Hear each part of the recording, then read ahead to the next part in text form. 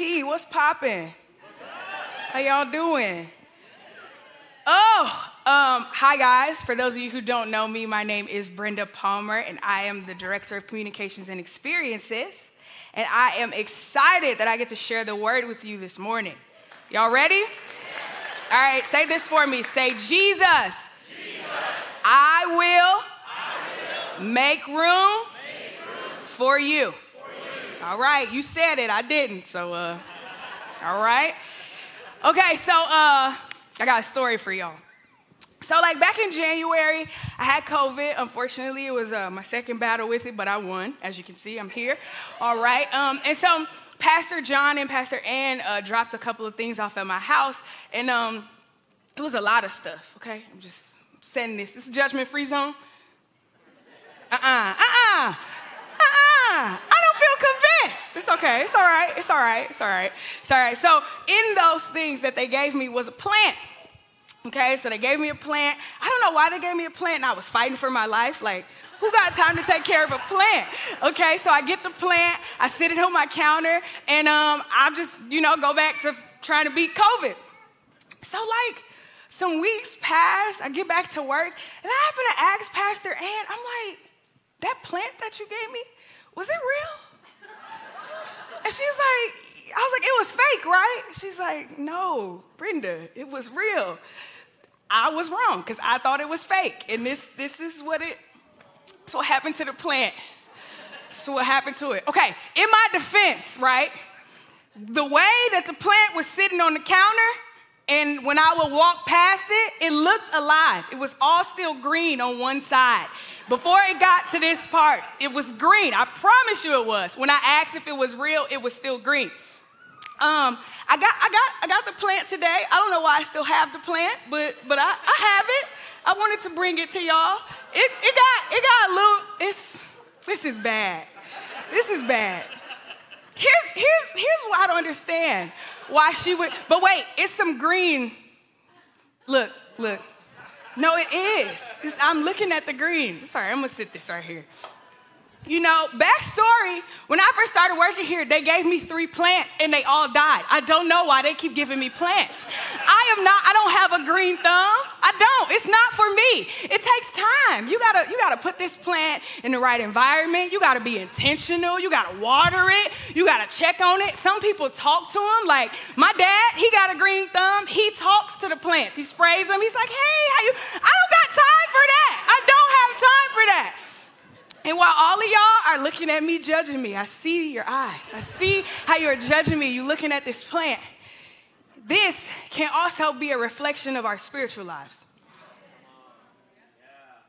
And some of those same excuses of why I gave you on why I don't got time to care for this plant is the same excuses we give when it's time to pour into and cultivate our spiritual lives. I received the plant. I took it in. Set it on the counter, and that's where I left it. And oftentimes, it's the same thing we do in our lives. In our salvation, the journey of it looks a lot like this. I said yes to Jesus, and oftentimes we settle for him as a savior, and we don't know him in any other manner. Wow. Yeah, I said yes to Jesus, going to heaven, on with my life. Because I don't got time to cultivate a true relationship. And today, that's what we're going to talk about. Say, make room for one thing. Yeah. All right, so let's go to Revelations 3:20. It says, behold, I stand at the door and knock. If anyone hears my voice and opens the door, I will come into him and dine with him and he with me. I love this verse because it's a journey, right? I stand at the door and knock. I love the fact that Jesus doesn't push himself on us. He stands at the door and knocks. You know what he's waiting on? An answer. But he ain't banging the door down. He just said, I'm there, standing at the door and knocking. Knocking into our life, knocking at the door of our situation, knocking at the door of whatever it is that he needs to be invited into. He stands at the door and knocks. Then it says, if anyone hears my voice, which means there's a proximity change First, he's standing at the door and knocks. If I want to hear his voice, I got to get a little bit closer to the door. If anyone hears my voice, then I will come into him. There's a process. He stands at the door and knock. I make a decision. All right, I think I want to see who's there. I lean in a little bit. I can hear his voice. Then I make a decision to invite him into me. Then it says, and I will dine with him. That's not just, all right, Jesus, come on, sit you on the, all right, I'll holler. That's not what that is. When we used to have dinner, because I know, technology and social media has taken dinner tables away from us. We all got schedules. We all got stuff to do. So nobody's really sitting at the table and dining, but there's an intimacy that happens when you sit at the dinner table. It's like, how was your day? How are you doing? What's going on in your life? Tell me about it. What are you working on? What are you doing? There's a level of intimacy. There's an exchange. He says, I stand at the door and knock. If you hear me, I'll come into you and dine with you. That means he cares about the stuff that you care about. There's a development of intimacy there. We don't always choose that. We sit them and say, man, I don't got time to sit with Jesus. Oh my God, I don't know how we can say that. But we don't always say it out of our mouths, but our lives do. Our lives say, I don't got time for this. I got stuff. You got stuff? Okay, all right. I don't want to talk back to me. I know this was going to be a tough one, but guess what? We here. We here today. All right, so let's go to Luke. Whenever God gives us a word, we in this series, I love a good story, So I'm like, Lord, we need a story to help us see. And there's one that we're familiar with, but I want to challenge you to, let's see with some fresh eyes today. We'll talk about Martha and Mary. Y'all ready? Ooh, y'all real quiet on me already. All right. So we're going to read it together, and then we're going to hop in it, all right? Now, while they were on their way, Jesus entered a village called Bethany, and a woman named Martha welcomed him into her home. She had a sister named Mary who seated herself at the Lord's feet and was continually listening to his teaching. But Martha was very busy and distracted with all of her serving responsibilities. In the Message Bible, it says she was drawn away. And she approached him and said, Lord, is it of no concern to you that my sister has left me to do all the serving alone? Tell her to help me and do her part. But the Lord replied to her, Martha, Martha, you are worried and bothered and anxious about so many things. But only one thing is necessary. For Mary has chosen the good part, that which is to her advantage, which will not be taken away from her. Look to your neighbor and say, make room for one thing. All right, so here's what we know. It was Martha's house. She invited Jesus in, made him feel good and comfortable. Then she sat him there, and then she was drawn away by her serving responsibilities. Hey, what's in your life that's drawing you away?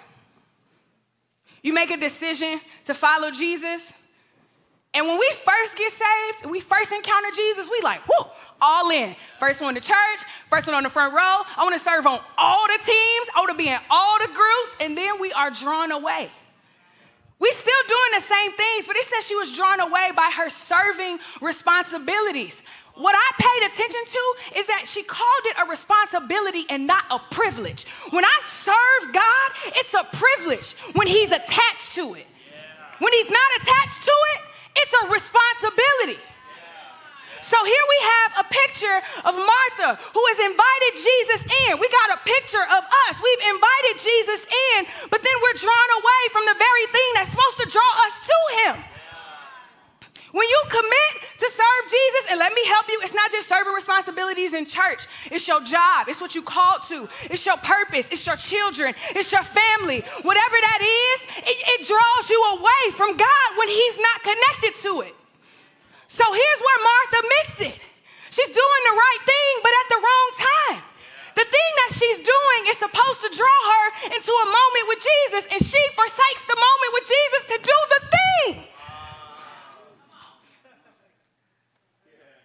What's drawing you away? I ain't gonna talk about y'all, I'm gonna talk about myself. There's a lot going on in the world. What's drawing you away? I wish I could say that just like Mary, I seat myself at the feet of Jesus. The moment Jesus comes in, Martha, drawn away by her responsibilities, Mary seats herself at the feet of Jesus. That is a decision, an intentional one. I'm going too fast. She seats herself at the feet of Jesus. When you have an encounter with Jesus, when he shows up in this room this morning, we're singing, I will make room for you. We're singing it. You got a choice and a decision. You can seat yourself at the feet of Jesus, or you can focus on all the things that are going on. You can be drawn away, or you can seat yourself at the feet of Jesus. We see two pictures, two choices. You can be a beer, just be, or you can do. What choice are you going to make? I don't want to live life, especially in 2022, apart from Jesus. But here's the thing. If I keep choosing to be drawn away and I don't seat myself at his feet, my life will look like this. You know what that plant is? Dead. Y'all still judging me. I feel that. Because you all like, Brenda, you killed it. I did. I neglected it. But guess what? I don't want my spiritual life to look like this. I want to seat myself at the feet of Jesus. You know what that means? I get whatever I need. Martha is drawn away by all the stuff. And y'all, we always read this story like, oh my God, how could Martha invite Jesus in and not even the same way we do? The same way we choose to wake up in the morning, get in the shower, get dressed, out the door without ever praying. How can we invite Jesus in and not commune with him? He said, I stand at the door and knock. If you hear my voice and you let me in, I'll dine with you. When you came to church this morning, did you decide not to dine with him because you like, we about to have, community dining? So, no. It's not. What if you didn't make it? What if on your way he called you home? Y'all, it's that serious. A moment to sit at his feet, it's precious. It's not one that I could just be like, all right, maybe today, maybe tomorrow, maybe not. What's drawing you away? Is it your disappointment with him because he didn't show up how you thought he should, when he should? So you like, no, I'm good on that? What's drawing you away? Y'all with me? Yeah. I know, it's tough. Ooh. Ugh. All right, deep breath. Blow it out. We making it. We making room. Because at the end of the day, when this all wraps up, only one thing is going to matter. I don't want to get to heaven because the people that's been in church all their life can't wait to get to heaven like, ooh, I'm going in. And Jesus like, depart from me, I never knew you. Because you can show up here every week, serve, you can counsel people, you can prophesy, you can preach and be far from the Lord. You can do all of that and this could be your spiritual life. Because you don't know him. It didn't say Martha was drawn away, going to play. Like, she was doing important stuff. You know, she was doing it without Jesus. Jesus was at her house. He rolled up. She knew who Jesus was. She said, hey, Jesus, come on in. Sits him down. And goes and does, I don't even know. Couldn't have been more important than Jesus. Because at this time, Jesus is preaching. He's sharing the word. He's giving out the needful thing. He's giving out what she needs to make it through. And Martha's busy serving. Who you serving? Because the service that Jesus needs is Mary seating herself at his feet. She's doing things apart from God. You know what this is a picture of? Whew. Relationship versus religion. I know we don't like that word, but religion carries a spirit. And you know what it does? It lets you look real good on the outside when your insides are toe up. The spirit of religion, love this definition. Ty McGuire says, the spirit of religion is a shift from joyful obedience in God in a transformed life to simply doing the right things and abstaining from the wrong ones. So Martha's good because she doing the right thing. You know, Jesus shows up, let me help you. Customarily, she was absolutely doing the right thing. Women in those times ain't participating in no conversation. You know, the way that they got the word was through somebody else who heard it. Also, women proved their value by how they served others, how they made their houses, how they cooked their food, how they take care of their families. That's where their value was locked up into. So really, Martha wants Jesus to see her, but she's missing the moment. You know all that stuff you do to try to make to prove your worth, and God's like, I already made you worthy. Religion tells you, do and you'll get. Relationship says he did so you can have.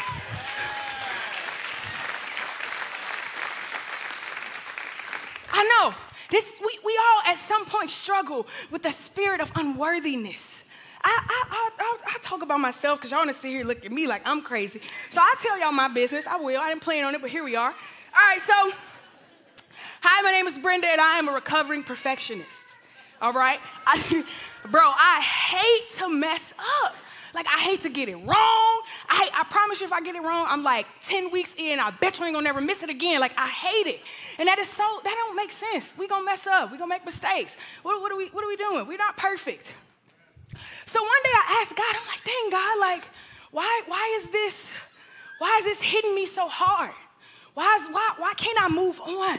Or why can't I move past it? He said, let me deal with that. I said, this is what I'm asking. You know, this is how we talk. You know, I got a smart mouth. He got one too. We just go back and forth. Go back and forth. He'll meet you where you are, all right? That's what that was for. So I'm like, all right, let's go. He said, because it's connected to your unworthiness. He said, you think you don't deserve where I'm calling you to. So you're trying to prove that you're worthy of it. He said, hey, I already did that.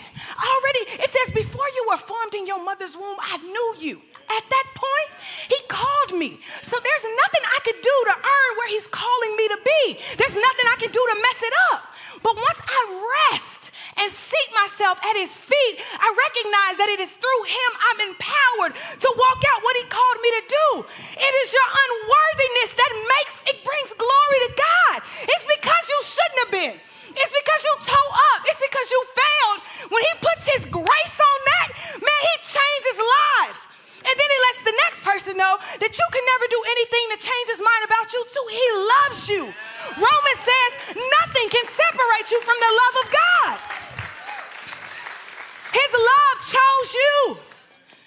So when I get in a moment and I got to make a choice, if I'm going to do the stuff or if I'm going to seat myself at his feet, I'm going to seat myself at his feet every chance I get. Guess what? In this moment, it cost Mary more to sit at the feet of Jesus than it did Martha to do whatever she was used to doing all the time. It cost her more.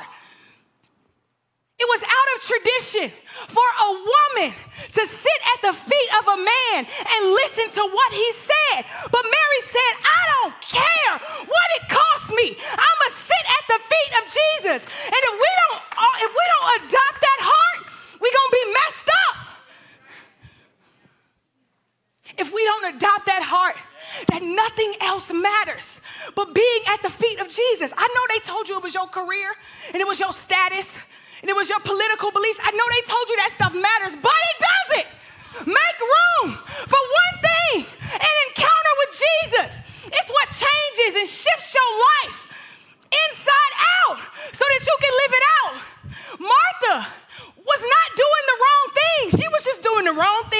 own time. Martha and Mary, we know them. They're characters. You know who they are? Lazarus' sisters. The importance of being at the feet of Jesus. Jesus shows up on the scene. We going with it. Jesus shows up on the scene. Martha comes out. Lord, if you would have been here, my brother wouldn't have died. He says, hey, girl, chill. He gonna live. She's like, I know, Lord, in heaven, where all of us gonna live. He said, no, he'll rise today. Mary comes out. You know what she does? Runs to the feet of Jesus. And she weeps. And she says the same thing. Lord, if you would have been here, my brother wouldn't have died. You know what he did? The shortest verse in the Bible, it says Jesus wept. And guess what? He's not moved by your feelings and your attitude and your entitlement on how you think he should show up. Mary falls to the feet of Jesus and she pours out tears. You know what that is? Relationship. She's dined with him. She knows him. Martha's telling Jesus what she knows from knowledge. Mary is telling it from relationship, experience. She's the same Mary that poured out fragrant oil on Jesus' feet. They got a relationship. Jesus wept. And right after he wept, child, he raised Lazarus from the dead. His relationship with her moved him to tears. You want Jesus to show up? Build a relationship so you know what to do. You know how to come to him. Jesus, the Lord only hearkens to his word. But if you don't know it, how can you call him to it?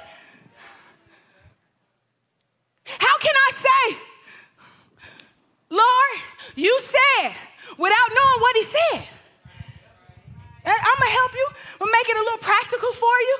What does it look like to sit at the feet of Jesus? How about number one, studying his word? When you got the opportunity to Netflix and chill.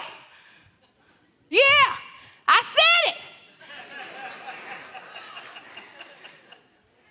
Because it's not just, oh, Brenda, I got you. No. It matters when there's another option. When there's something else you could be doing, then it's a sacrifice. It gotta cost you something. He gave it to you freely. But to care for this plant, child, it takes time. Time I don't got, that's why it's dead. But it takes time. Let's go to, all off my notes. Praise the Lord. Let's go to verse. I love that y'all love this because I'm all off notes. All right. Martha, let's go to that verse.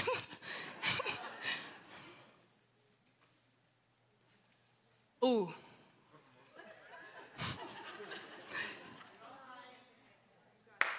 All right. Okay, and she approached him and said, let's do that first. Y'all here with me? This is a commercial break. The show's coming back on in a little while. All right, I'm going to just read it from here, okay? And she approached him and said, Lord, is it of no concern to you that my sister has left me to do the serving alone? Tell her to help me and do her part. You know how you do stuff without the Lord and then you want to call him into your stuff? With an attitude. Like, Lord, you see Mary over there sitting at your feet and I'm over here working hard. Girl, get a clue. Join Mary. And it's going to tell Jesus, tell her to do her part. What is happening? I'm sorry. This is how I read the Bible. It's very entertaining. You should try it. This is a whole sitcom. I promise you it is. Like, what? But we do that. We like, Lord, I know I went out and I did this thing, but could you please get this boot off my car? No, why did you go? You know what? That sounds real simple, but it is. It's like that thing you do, and then I don't know about y'all, I'm gonna talk about myself again. When I would do stuff that I have no business, I always ended up I always get caught. I can't do anything wrong. Like, I always get caught. When I was 16, you know, you're driving a car, it was that rule, you can only have one person in the car. So I had one person in the car. Why am I telling my business? I had one person in the car.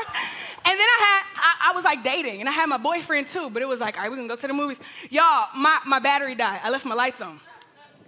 I can't call my daddy and be like, hey, can you come give me a jump? Because I got 2 people in the car, I'm only supposed to have 1. So I'm like, Lord, please let the car start. Please let the car start. No, girl, you are wrong. You are wrong. The Lord is not showing up. I ain't even gonna lie to y'all. I had to tell my boyfriend, boy, you better call somebody to come get you because you gotta go.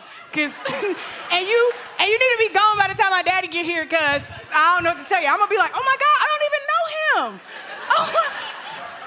How did you get to the movies? Oh my God. But that's how we be. We go all off and make decisions apart from the Lord, and then we want him to come in and fix it. I wonder how much better of an experience Martha would have had if she chose to sit at the feet of Jesus and then maybe get up and do all that she wanted to do. Because the reality is, Jesus is after you. I know you want to do a thing. And I know you want a platform, and you want to be whatever you want to be, and you want to do whatever you want to do. But Jesus is after you.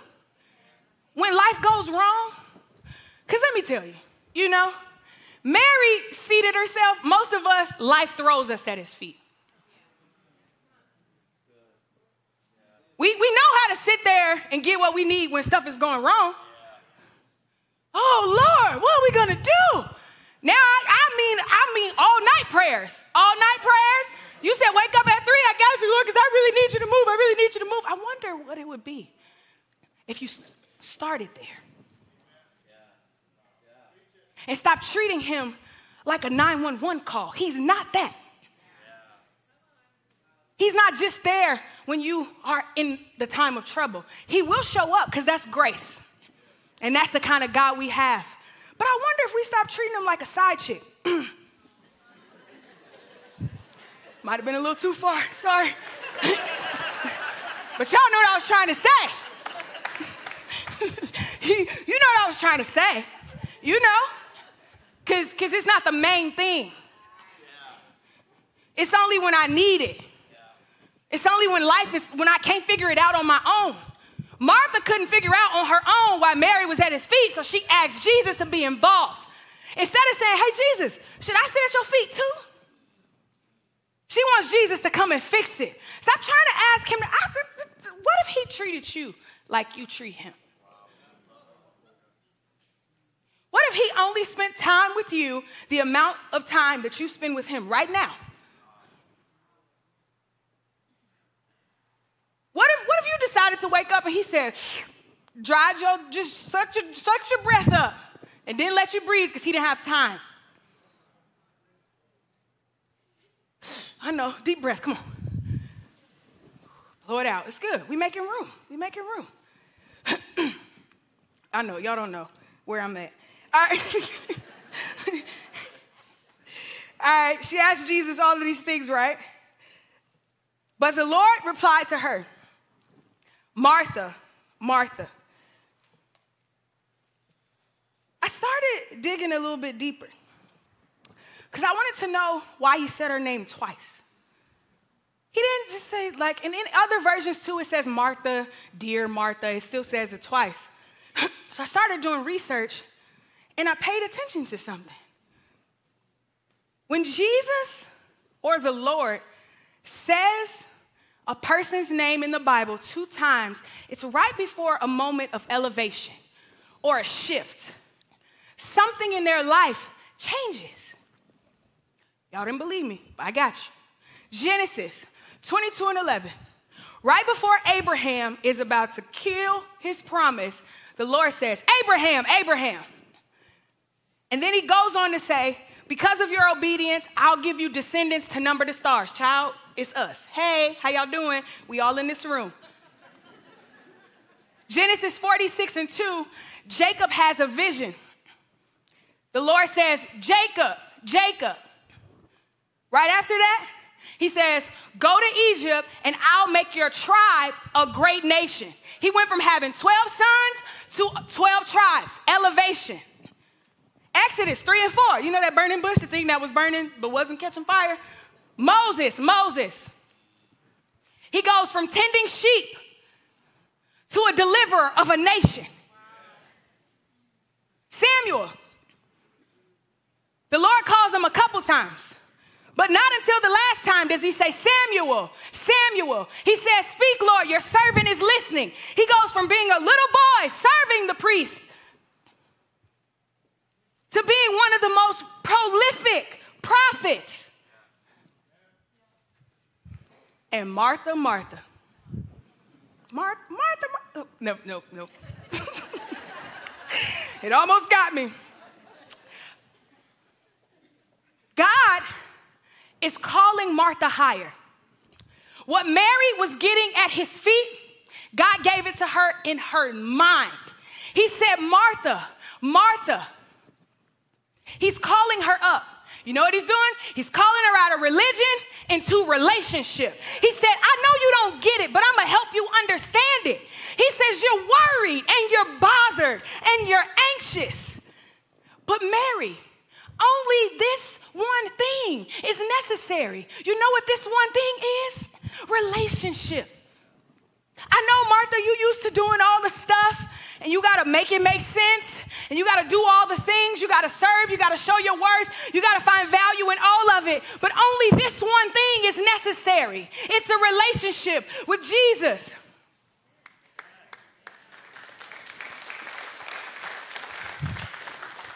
I want to hit this, and then I'm almost done. Y'all with me?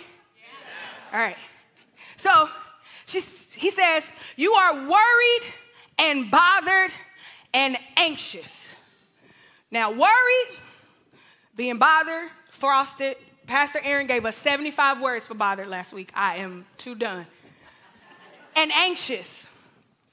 Worried means to be anxious or troubled about actual or potential problems.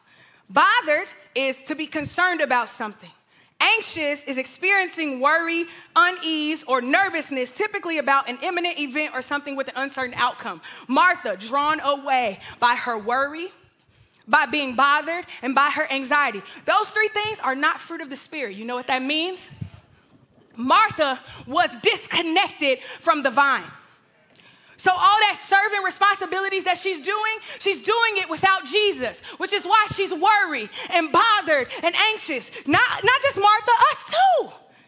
You feel like you're walking through life and all you got to do is turn on the news and be worried and bothered and anxious. Let's go to John 15. Here's what Martha was missing. Remain in me, and I will remain in you. Just as no branch can bear fruit by itself without remaining in the vine, neither can you bear fruit, producing evidence of your faith. That's what fruit is. Unless you remain in me. I am the vine, and you are the branches. The one who remains in me and I in him bears much fruit. Brenda, what's fruit? Galatians 5, love, joy, peace, long-suffering, gentleness, meekness, faithfulness. Those are fruits of the Spirit. If your life don't bear that, there's a disconnect from the vine. So if I'm going to serve, if I'm going to do what I'm supposed to do, I want to do it connected to the vine. I don't want to be worried and anxious. Matthew 5 tells us, which one of you can add a single moment to the length of your life by worrying? He tells us that he clothes the lilies of the field, and they are not spooning cotton, making their clothes. He just does it. So why? Why would I be worried? Because I haven't connected to the vine who gives me a peace and a knowing that it's going to be okay.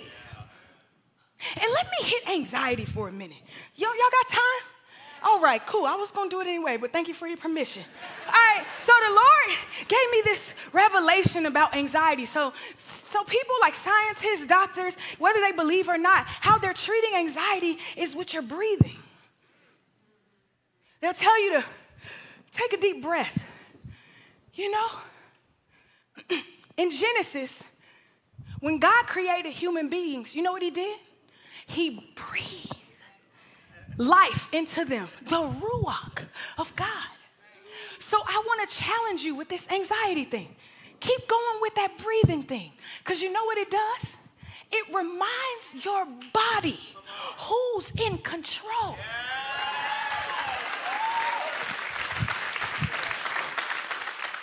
When you take that deep breath, it's putting your body and your mind into submission of what already is. You have the ruach of God in your life, in your body. That's his. We sing this song. It's your breath in our lungs. We sing it. But I need you to know it. It's the breath of God in your body. So when anxiety takes over your breathing, all you got to do is inhale everything that God is and remind your body that he's in control. So then I can live out the scripture that says, be anxious for nothing. So you know what I do every morning when anxiety, because let me tell you, anxiety tried to creep in a little bit. I was like, whew, Lord, we got to preach. And you know what I declared? Brenda is anxious for nothing. Because that's what the word says. So I declare that. And then it says, by prayer and supplication and thanksgiving, make my requests known to God. So do you know why Brenda is not anxious for nothing? Because I've laid it at his feet. And then I thanked him that it was already done.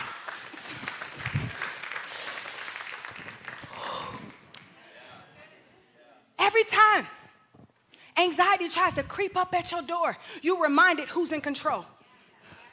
You have authority over it. And that's simple. Just breathe. Just breathe. I didn't know I was going there, but praise the Lord. All right. But only one thing is necessary. For Mary has chosen the good part, that which is to her advantage, which will not be taken away from her. Mary made a choice. Well, you said, Brenda, what's the one thing? Well, you know, my homeboy David told us a long time ago. Let's go to Psalms 27, verse 4. One thing have I asked of the Lord, and that will I seek, that I may dwell in the house of the Lord, in his presence, all the days of my life, to gaze upon the beauty, the delightful loveliness and majestic grandeur of the Lord, and to meditate in his temple. What is this one thing? To dwell in his presence. I read John 15 for y'all. It says, that said remain. There's another version that says, abide in me, and I'll abide in you. What's that one thing? What's the one thing we making room for? His presence. Because it is in his presence where you find everything you need. You feeling depressed? It says in his presence is the fullness of joy. Everything that I need is in his presence. Everything that Martha needed so her day could get a little bit better because she was tripping was in his presence. In his presence. The worship team, you guys can come. I want to do this next verse. It says, Psalms 27 and 8. When you said, seek my face in prayer, require my presence as your greatest need. My heart said to you, your face, O Lord, I will seek. What's the greatest need? The presence of God. So today, I want to challenge you to make a choice. And I ain't even going to lie and act like it's not a hard choice to make. It's really easy to make it in this room amongst believers. But when you step outside that door, child, okay, this is tough. But what I recognize is that he goes before me, he is with me, and he's covering me behind. So I'll make a choice to seat myself at his feet every single day. But I gotta erase how I think it should go. It's not coming in here doing the church thing. I'm telling y'all, that's not getting us nowhere. It's about relationship. Religion has had you bound for too long. And it's made you think that you got to do something or that you've done too much to encounter him. And that's a lie. So today, let's all make the choice to not be drawn away, but to see us ourselves at the feet of Jesus. It's the only sure thing that will produce a result.